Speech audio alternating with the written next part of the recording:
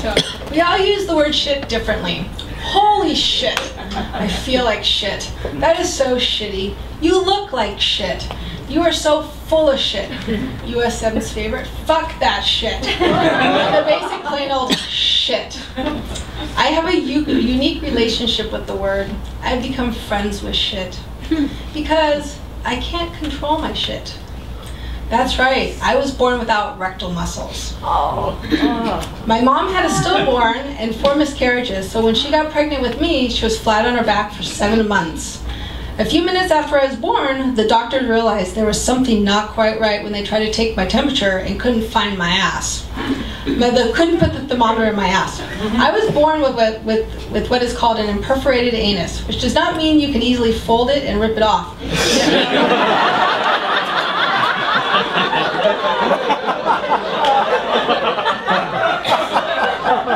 It means I was born without a formed rectal tract and hardly any pelvic floor muscles. Yeah, I've run to the bathroom twice today, sorry.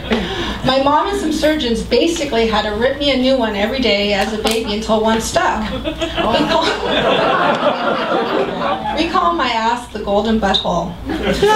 Even though my engineered butthole is worth a mint, it doesn't work so great. I wake up running to the can at least 5 times every morning because I have no muscles and it just slides right out. Whenever I'm upright, there is a danger I may release the brown waterfall. Yeah, like right now, I'm upright.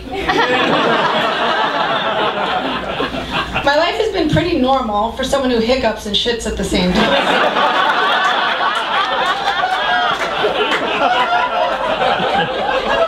It was fine when I was younger. Kids hadn't learned what normal was yet.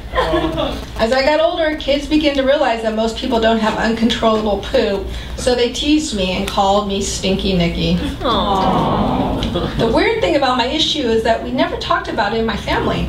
I was just treated as a normal kid, no talk of homeschool, no talk of diapers, just a normal girl who happened to go code brown in public almost every day. Junior high was a new school. No one knew me as Stinky Nicky. Clean slate. Or should I say clean underwear. I fell in love with Ken. One Saturday his parents were gone, so I rode my bike over to his house to make out. We'd kiss a little bit at the theater, but this was the big time. I was prepared for him to feel my new boobs. I walked up his driveway, knocked on the door, and promptly let out a loud, no warning, nothing, just a simple, "'Tis I, the brown goblin, here to protect your innocence." I went to the bathroom and did the best I could to clean up, but it was a mess. I had no idea what I was going to tell him, so I did what any sane preteen would do. I told him I really didn't like him and I didn't want to make out with him. I stormed away from his house. What would he say if he knew the truth? What would he tell the whole class? I couldn't risk it.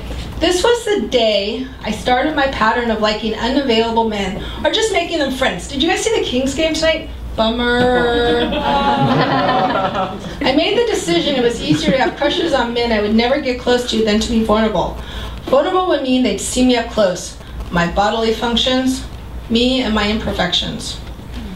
God has a great sense of humor. He gave me no rectal control and a family that loves camping and sports.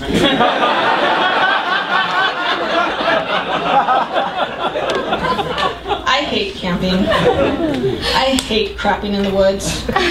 Do you know how far bathrooms are from campsites? Really fucking far. Sports, on the other hand, I adored. I managed to get a full-ride tennis scholarship to college. Do you know how far bathrooms are from tennis courts? Really fucking far. I have bolted to the bathroom during matches only not to get there and have to finish playing with a load full of shit. I bet Venus and Serena never had to play with a load full of shit. Then again, the way Serena played at the French Open this past weekend, she probably should say she crapped herself. I never really told anyone how challenging this was for me. All my college friends knew that there were times when I needed the bathroom stat. They never knew it was because I had no rectal muscles. Looking back, I have no idea why I didn't tell anyone. It might have been better to explain to them why I was running to the bathroom all the time. Probably everyone thought I was doing coke. It was the 80s. Once I was in Chicago visiting my friend Andrea, right after college. We were out having a great time when all of a sudden I needed a bathroom now. We found one at the local Macy's, but it was not in time. I'm obviously very familiar with all different kinds of movements. This is one I called the Major Blowout X4000 running village. Underwear and shorts, must die. This happens. It's happened before at Wendy's, at Disneyland, not the happiest place. Often at work and at CVS while paying one day, but never at Macy's. But Macy's is quite convenient. I sat there for a while trying to figure out what to do. Andrea finally came in. Hey Nick, are you okay? Well, no. Here's my credit card. Can you give me a new pair of shorts and some underwear? Without hesitation, she said, no worries, and came back with the goods. I never knew you could ask people and they wouldn't judge you. I was in such shock. She never mentioned it again. It just was. This was the first time I thought maybe my imperfections weren't so bad. As I reached adult age, sex entered into the equation. Apparently, so I hear, you're supposed to relax during sex. How the hell am I supposed to relax when I can potentially shit all over a dude's penis at any moment? I know there are guys out there who have a fetish for being shit on, and that would probably make a perfect couple. But I haven't signed up for the dating site yet. My old boyfriend, a French guy, he said to me one time, Nicole, I'm going to fuck the shit out of you. I replied, well, you better be careful, you just might do it. Before Frenchie, I had a couple one-night flings with men I would never see again in case a shit storm occurred. The truth is, not once have I ever dirtied the dude. My most recent conquest was the Arrowhead guy.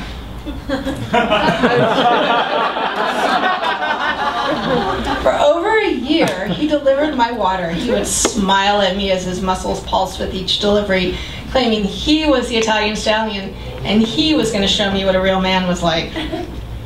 He was the perfect candidate because if I ever covered him in accidental shit, I can just switch to sparklets.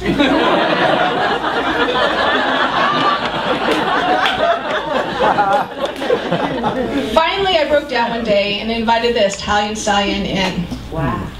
It was all over in 3 disappointing minutes. I bet shit-free minutes. I still drink Arrowhead.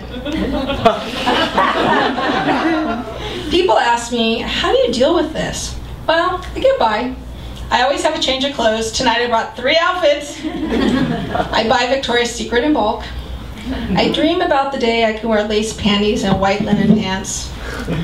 I also dream about the day someone gives me something other than perfume. Perfume's always a great present. Birthday's in November. I have amazing friends who open the door, turn on the shower, and have towels waiting when I call them from the car saying, "We have a runner!" I know where pretty much every bathroom is. Starbucks is great. The CVS by my work, the bathroom code is 1, 2, 3, 4, 5. Surprisingly effective at keeping out homeless people. I think about buying Depends. I just can't go there yet, because if I use them, then I would have to say I'm not normal. Normal 44-year-olds do not wear Depends. Plus, I'm oddly embarrassed to buy Depends. It's kind of like the first time you bought condoms or yeast infection medicine. I just stood here and told you how often shit rolls down my leg, but the thought of buying Depends is just mortifying.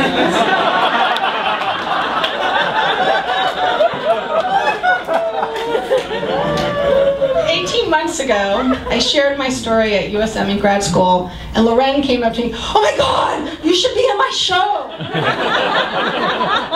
I thought, no way, this is grad school, I can tell my friends at school, but there's no way I'm going to stand up in front of a bunch of strangers and tell them I can't control my shit.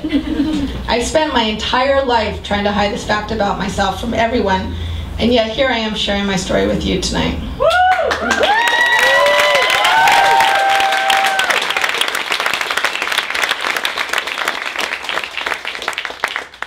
The past 18 months since I've been at school, a really weird thing has happened. I'm learning how to control my shit. I discovered ammonia! Seriously? The doctors couldn't have told me about this stuff years ago? So now when I have an event to attend, I pop a few pills. Tonight I took 100. Just to be be safe. My lack of rectal muscles has taught me not to judge people. At first I look normal. I seem normal. Please don't judge if I park in the handicap spot at Carl's Jr. I'm probably in frantic mode trying to get to the bathroom before I have a blowout. Next time someone cuts you off, just assume they're crapping in their pants.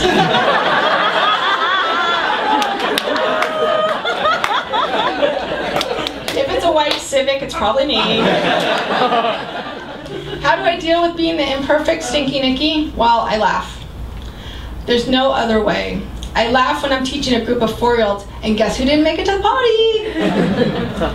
Laughing about it has helped me move into acceptance that I'm not Stinky Nikki who craps in her pants at dinner parties, but just Nikki, a really awesome person who has to run like a fucking maniac to get to the bathroom sometimes.